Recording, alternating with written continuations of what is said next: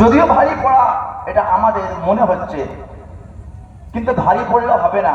কেন? শহীদ হওয়া নসিবের ব্যাপার আছে। শহীদ হওয়া কি আছে বলেন? নসিবের ব্যাপার আছে।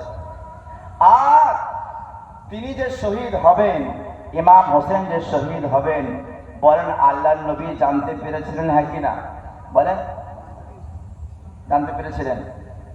যদি নবী দোয়া করতেন, আয় আল্লাহ আমার নওয়াসাকে, আমার কলিজার টুকরা ফাতেমা নয়নমণি, তুমি এনাকে ইয়াজিদের হাত থেকে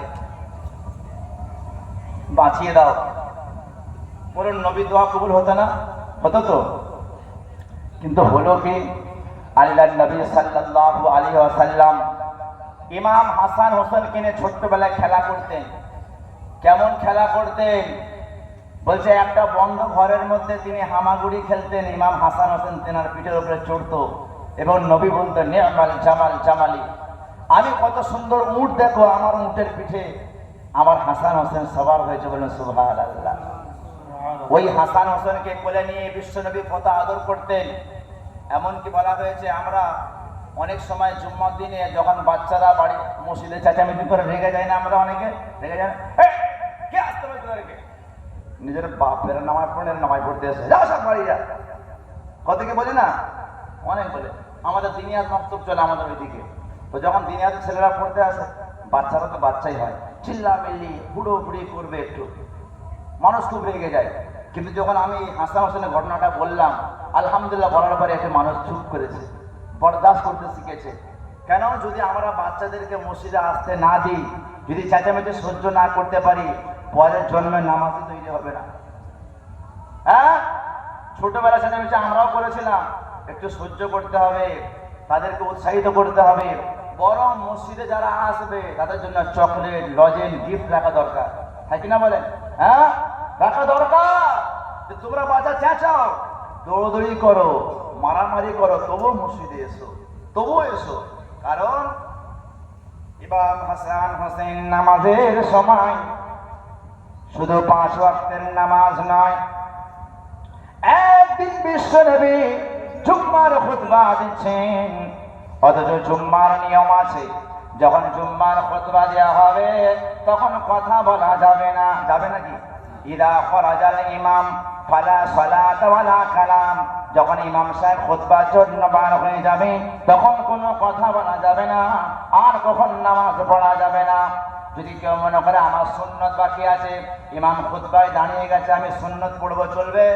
চলবে? চলবে না।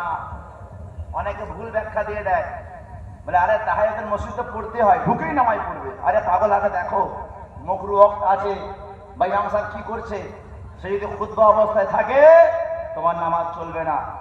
শুধু একটা হাদিস ধরে বসে থাকলে হবে না, হাদিসের হাদিস দেখতে হবে। হ্যাঁ, কয়েকটা হাদিস শুনেই বা মনে করলাম বা এটাই আমল করতে হবে। আরে তারপরে কি আছে দেখো, 11 জন আছে, ঢুকে ফটাস করে শুরু করতে নামাজ, কত বড় আল্লাহওয়ালা হয়ে গেছো তুমি। রসুলের অন্য হাদিস দেখো, ইদা খরাজাল ইমাম ফালা সালাত ওয়ালা কালাম, যখন ইমাম সাহেব জুম্মার জন্য বার হয়ে যাবে তখন কোনো নামাজও চলবে না, কথা বলাও। এমনকি যদি দরুদ শরীফের ব্যাপার থেকে, দরুদ শরীফও জোরে জোরে পড়া যাবে না, মুখেও পড়ে, অন্তর অন্তরে পড়তে হবে খুতবার সময়। কিন্তু আল্লাহর নবীর জন্য মাসালা আলাদা ছিল। কেন? তিনি তো নিজের শরীয়তওয়ালা, তিনি তো শরীয়ত গঠন করেনওয়ালা। আল্লাহর নবী জুম্মার খুতবা দিচ্ছেন, আর এদিকে ইমাম হাসান হোসেন মসজিদে ঢুকেছেন। আল্লাহু আকবার। আমার নবী কি করলেন? জুম্মার খুতবা ছেড়ে ইমাম হাসানকে হোসেনকে আদর করে আবার জুম্মার খুতবা দেওয়া শুরু করলেন। বললেন সুবহানাল্লাহ, কত মহব্বত করে। আমি কারবালার দিকে যাচ্ছি, আস্তে আস্তে যাচ্ছি, ছোট থেকে কাহিনী থেকে যাচ্ছি। ইমাম হাসান হোসেন ছোট্টবেলায় অসুস্থ হয়ে গেছে। কি হয়েছে বলেন? যখন আমাদের কেউ অসুস্থ হয় আমরা কি করি? আগে কল করি ডাক্তারকে না আল্লাহকে? কাকে কল করি? আগে বলি ডাক্তার বেড ফাঁকা আছে তো, আগে ডাক্তারকে কল করবো বেড ফাঁকা আছে তো। আর যারা আল্লাহ আল্লাহ হবে আগে নামাজের পার্টি বিছিয়ে 2 রাকাত নামাজ পড়ে আল্লাহকে কল করবে, আল্লাহ চিকিৎসা ফাঁকা আছে তো। যতই দামি বেড করি না কেন, আর যতই ডিগ্রি ডাক্তারকে দেখাই না কেন, যদি আল্লাহ ঠিক না করে কেউ ঠিক করতে পারবেন? কারো ক্ষমতা আছে? কারো। যে বড় হার্টের রোগী, যে বড় হার্টের ডাক্তার, সে হার্ট অ্যাটাক করে মারা যাচ্ছে, হচ্ছে কেনা? যে মানুষের চুলের চিকিৎসা করেছে, টাক বাজাচ্ছে, তার নিজের এত বড় টাক, ঠিক না বেটি? যে সবার চুলকানো ওষুধ দিচ্ছে, সে একবার লিখছে আর একবার এরকম করছে। কথা বুঝেছে? এই যে দুনিয়ার সিস্টেম। ইমাম হাসান হাসান অসুস্থ হয়ে গেছে, মা বাবা হযরত আলী এবং ফাতেমা পেরেশান, কি করবে? তারা মান্নত মানল। কি মান্নত মেনেছে? আয় রব্বুল আলামিন, যদি আমার হাসান হোসেন সুস্থ হয়ে যায়, আমরা স্বামী স্ত্রী দুজনে তিনটে রোজা রাখবো। কটা রোজা বলেন? 3টে রোজা রাখবো। যখন মান্নত মেনেছে, কিছুদিন পরে আল্লাহ রাব্বুল আলামিন ইমাম হাসান হোসেনকে সুস্থ করে দিয়েছে। কিন্তু রোজা রাখতে গেলে তো কিছু খাবার দরকার আছে, হ্যাঁ কিনা বলেন? পয়সা দরকার আছে। কেন? সেহরি খেতে হবে, ইফতারি কিনতে হবে। কিন্তু এমন সময় ইমাম হাসান হোসেন সুস্থ হয়ে গেছে, ইফতারি করার মতো কোনো তাদের কাছে পয়সা ছিল না। আহারে নবী নন্দিনী ফাতেমা, যার বাড়িতে ইফতারির পর্যন্ত সামান ছিল না। আমরা বলে কি বলতাম? যখন পয়সা হবে তখন রোজা রাখবো, ঠিক না বেটি? কিন্তু এ তো আর আমরা নয়, এটা ফাতেমা, এটা হযরতে আলী। তারা চিন্তা করলো,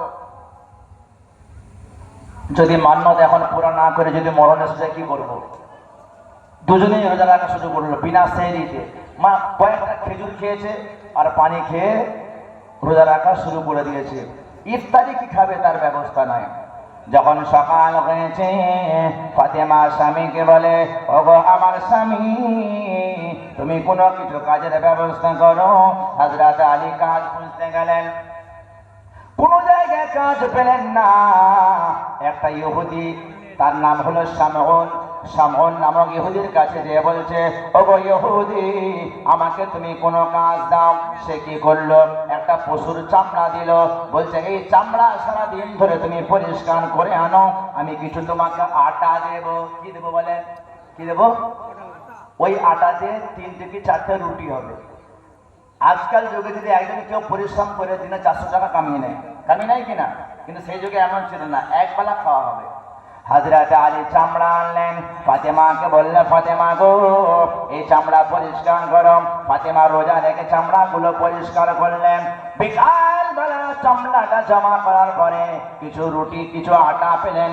ওই আটা দিয়ে যখন ফাতেমা রুটি করা শুরু করলো, এবার ইফতারি করবে বলে বসে আছে। মসজিদে আযান হবে, আল্লাহু আকবার, আল্লাহু আকবার। এবারে মুখে পানি দেবে এমন সময় হযরত আলীর দরবারে, ফাতেমার দরবারে একটা গরীব মানুষ চলে এসেছে। কেমন গরীব? সেটা কোরআন কারীমে আল্লাহ পাক বলেছেন। সূরার নাম হলো সূরা দাহার। 114টা সূরার মধ্যে 76 নম্বর সূরা, পারা নম্বর 29। আল্লাহ পাক বলছেন, ইউফুনা বিন নাযরি ওয়া ইয়াখাফুনা ইয়াওমান কানা শাররুহু মুস্তাতিরা ওয়া ইউতঈমুনা আত-তাআমা আলা হুব্বিহি মিসকিনা। যখন প্রথম দিনে ইফতারি করতে বসেছে, একজন মিসকিন আলীর দরবারে চলে এসেছে। ওগো আলী, আমরা শুকিয়ে ভোগা অবস্থায় রয়েছে, কিছু খাবারের ব্যবস্থা করে দাও। আমরা হলে কি বলতাম? মাফ করো গো, পাশের ঘরে যাও, বলতাম কি না? ফাতেমা বলতে, কি করবে গো আলী? আলী বলছে, তুমি কি করবে বলো? বলে, এক কাজ করো, অর্ধেক দিয়ে দাও। বলে, অর্ধেক দিও না, যদি অর্ধেক খেয়ে না পেট ভরে? বলে, কি করবে? বলে, সব দিয়ে দাও। আল্লাহু আকবার। সারাদিন ভোকা অবস্থায় ফাতেমা আলী আছে, মান্যত রোজা রাখছে, যা রুটি করেছিল সব কি করে দিল। কোরআনের প্রশংসা এমনি আসেনি, ভালো করে বোঝেন, বোঝার বিষয় আছে। এটা হাসান হোসেনের প্রথম ইতিহাস, বাচ্চা বেলার ইতিহাস।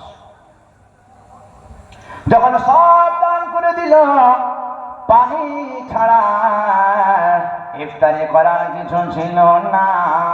পরের দিন আবার রোজা রাখা আরম্ভ করে দিল। পরের দিন আবার যখন ইহুদির কাছ থেকে চামড়াটা পরিষ্কার করে আবার যখন ইফতারি করতে বসেছেন, হাইয়া আলা সালাহ,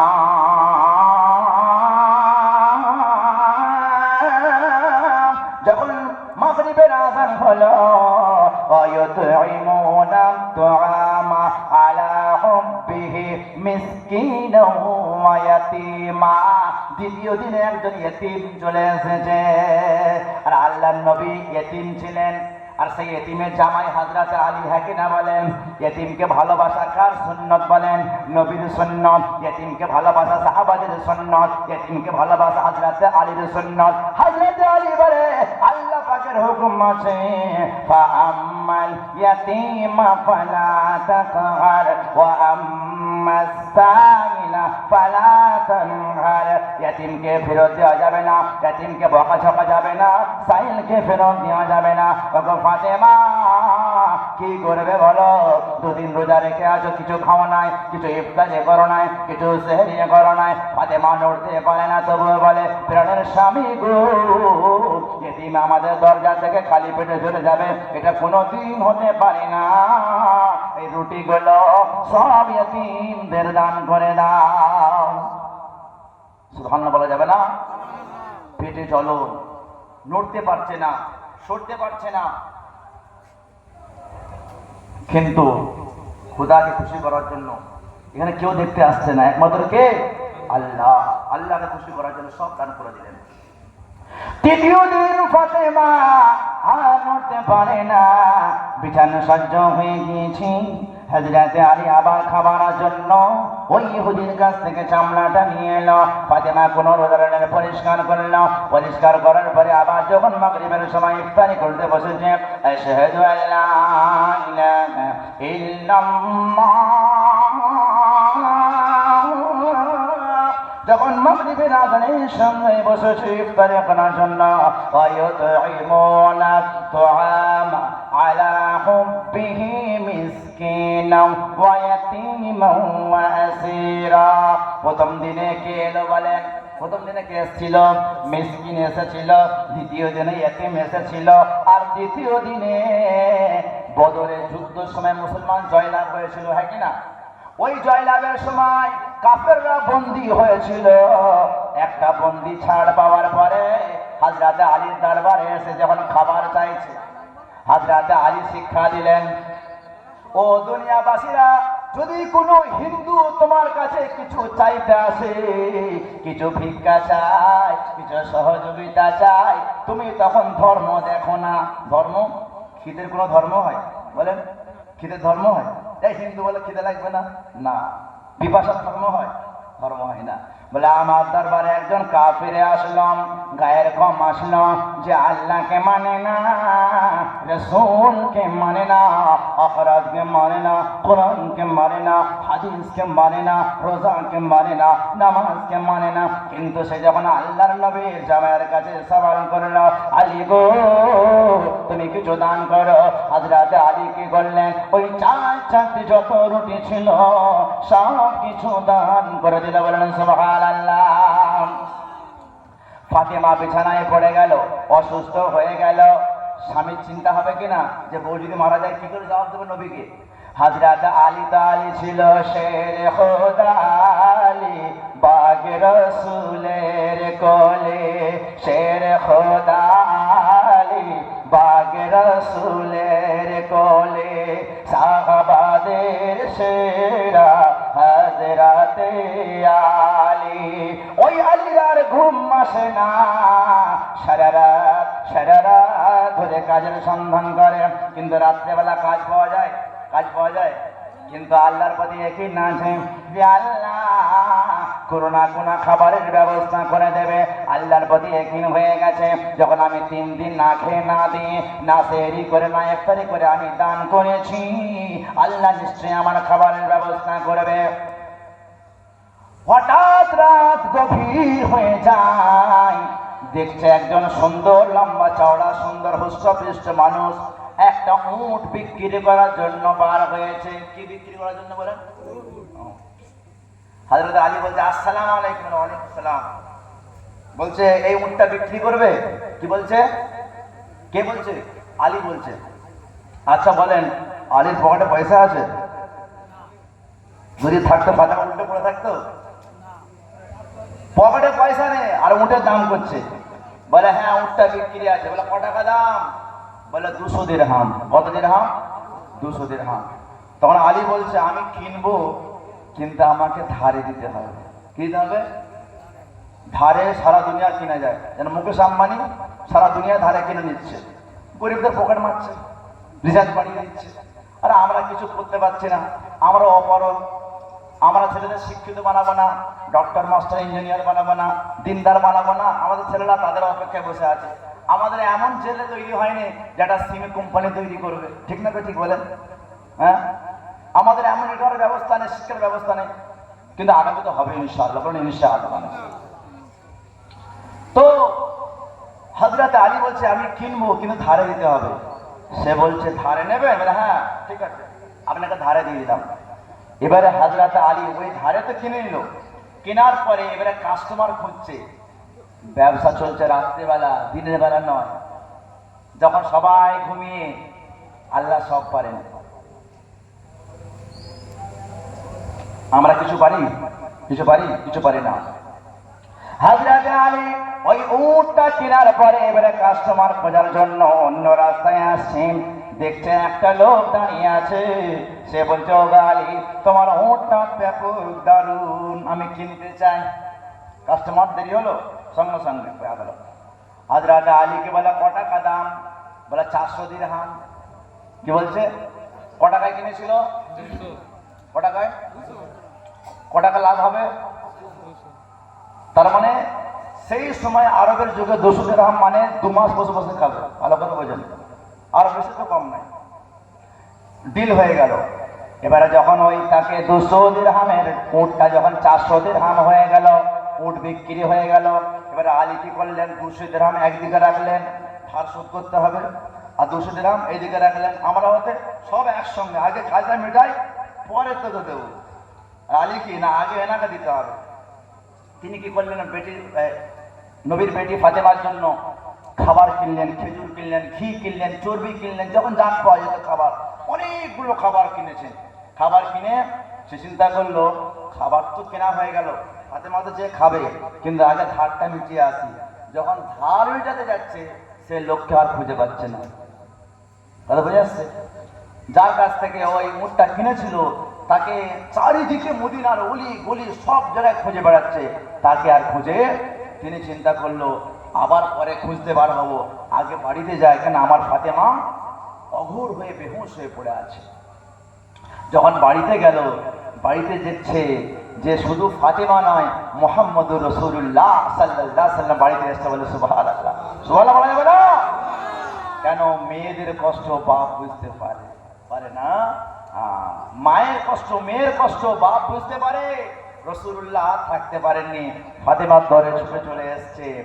যখন ফাতেমার ঘরে সরে যখন দেখছে যে আল্লাহর নবী আছে, ফাতেমা আছে, হযরত আলী বলছে আসসালামু আলাইকুম ইয়া রাসূলুল্লাহ। সালাম দেওয়ার পরে দেখছে যে ফাতেমা 3 দিন খায়নি, বোঝা যায়নি। সে উৎফুল্ল অবস্থায় বলছে ওয়ালাইকুম আসসালাম আমার স্বামী। তখন বলছে ও বিবি ফাতেমা বেগম, তুমি এত খুশি কেন? তুমি তো খেতে পাওনি, খাওনি, আমি খাবার আনলাম। তখন আমার রাসূল সাল্লাল্লাহু আলাইহি ওয়াসাল্লাম বলে আগে তুমি বসো, কি খাবার আছো আগে ফাতেমাকে দাও। ফাতেমাকে খাওয়ালেন, নবী খাওয়ালেন, নিজের মেয়েকে খাওয়ালেন, জামাইকে খাওয়ালেন, জামাইকে খাওয়ার পরে নিজেও খেলেন, হাসান হোসেনকে খাওয়ালেন। নওয়াসা রাসূল, যে নওয়াসা একজন হাসান, যাকে ওই সাবাই কওমরা বিষ খাইয়ে, খতরনাক বিষ খাইয়ে মেরেছিল, আর ইমাম হোসেনকে ওই কারবালার মর্মান্তিক প্রান্তরে শহীদ করবে, সে রক্ত, সে মাটি আল্লাহর নবী সব দেখেছেন, সব দেখেছেন। আমার নবী বলছে যখন খাওয়া দাওয়া হয়ে গেল, তখন আমার নবী সাল্লাল্লাহু আলাইহি ওয়াসাল্লাম বলছে আলী এত চিন্তায় আছো কেন? বলে ইয়া রাসূলুল্লাহ, চিন্তায় এই জন্য আছি, আমি একজনের কাছ থেকে 200 দিরহাম ধার নিয়েছি, তার টাকাটা ফেরত দিতে পারিনি, তাকে খুঁজেছি অনেক, পাইনি। আমার রাসূল বলছে কিয়ামত পর্যন্ত তুমি পাবে না। বলো সুবহানাল্লাহ। বলে কেন পাবো না? তখন আমার আল্লাহর নবী সাল্লাল্লাহু আলাইহি ওয়াসাল্লাম বলে ওগো আলী গো ফাতেমা তোমরা যে মান্যতা পুরো করেছো, শুধু তাই নয় 3 দিন যে তোমরা দান করেছ, আয়াতুইমুনা তুগামা আলা হুব্বিহি মিসকিনা ওয়া ইয়াতীমা ওয়া আসীরা। প্রথম দিনে মিসকিনকে খাইয়েছ, দ্বিতীয় দিনে ইয়াতীমকে খাইয়েছ, তৃতীয় দিনে বদরের কয়েদিকে খাইয়েছ। এই খাওয়াটা, এই সাদকাটা, এই মান্যতটা, এই রোজাটা এত পছন্দনীয় হয়ে গেছে আল্লাহ রাব্বুল আলামিন তোমাদের শানে, মানে হযরত আলীর শানে, হযরত ফাতিমার শানে আল্লাহ তাআলা সূরা তাহারের এই 3 খানা আয়াত অবতীর্ণ করে যাবেন। সুবহানাল্লাহ, বলা বলা যাবে না? কটা আয়াত? 3 থেকে 4 খানা আয়াত শুধু তাদের জন্য অবতীর্ণ করেছে। বলছে ওগো আলী ফাতেমা তোমাদের জন্য আয়াত অবতীর্ণ হলো ইউফুনা বিন নাদিরি ওয়া ইয়াখাফুনা ইয়াওমান কানা শাররুহু মুস্তাদিরা। হযরত আলী এবং ফাতেমা তারা মান্যতকে পুরো করেছে এবং আল্লাহ ভয়াবহ দিনকে ভয় করে। আর এই প্রশংসা করতে করতে হযরত আলীর প্রশংসা আল্লাহ পাক করেন। আল্লাহ নবী সাল্লাল্লাহু আলাইহি সাল্লাম বলছে, আল্লাহ হযরত আলীর শানে বলছে ইন্নামা নুতঈমুকুম লিওয়াজহিল্লাহি লা নুরিদু মিনকুম জাযাআন ওয়ালা শুকুরা। হযরত আলী বলছে ওগো, হযরত আলী বলছে ওগো গরীবরা, ওগো মিসকিন, ওগো ইয়াতীম, ওগো কয়েদি, আমি যে তোমাদেরকে খাওয়ালাম এই খাওয়ানোর পরিবর্তে তোমাদের কাছ থেকে থ্যাংক ইউ শুনতে চাই না। কি শুনতে চাই না? থ্যাংক ইউ, ধন্যবাদ, শুকরিয়া, জাযাকাল্লাহ শুনতে চাই না। কারণ আমি খাইয়েছি একমাত্র কার জন্য? বলেন কার জন্য? আল্লাহর জন্য। তো এই হযরত আলী যা যা নিয়ত করেছেন আয়াতে সবকিছু অবতীর্ণ হয়ে গেছে। বলেন সুবহানাল্লাহ। তারপরে বলছে ওগো আলী প্রথম তুমি যার কাছ থেকে উট কিনলে, আচ্ছা বলুন কোনো ব্যবসায়ী অত ভোরবেলা কেউ ওঠে? তখন তো অত ব্যবসা সিজন ছিল না, এখন নাই হাটের বাজারে এসছে। হ্যাঁ, তো বলছে দেখো যার কাছ থেকে তুমি উটটা কিনেছো ওটা কোনো মানুষ ছিল না, ওটা ছিল জিবরিল আমিন ফেরেশতা। বলেন সুবহানাল্লাহ। আমি আসমান থেকে তোমাদের জন্য উট পাঠিয়েছিলাম, উটটা তোমার পছন্দ হয়ে গিয়েছো, আর তোমাকে ধারে কে দেবে? আমি আল্লাহ দিয়া করালাম। বলুন সুবহানাল্লাহ। আর যে তোমার কাছ থেকে উটটা কিনেছে ওটা কোনো মানুষ নয়, ওটা হলো ইসরাফিল আলাইহিস সালাম। বলুন সুবহানাল্লাহ। তাহলে দেনে ওয়ালা জিবরাইল আর লেনে ওয়ালা ইসরাফিল।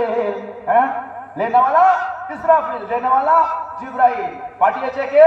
আল্লাহ রাব্বুল আলামিন। তুমি কিয়ামত পর্যন্ত ওই দাতাকেও পাবে না আর ওই কাস্টমারকেও পাবে না। এবারে ভাবুন, যেই হাসান হোসেনের জন্য, যাদের মান্যতের জন্য এত গুরুত্বপূর্ণ আয়াত অবতীর্ণ হলো, তাহলে তার মর্যাদা কেমন হবে? এবারে আস্তে আস্তে আগে চলুন। একবার একটা পা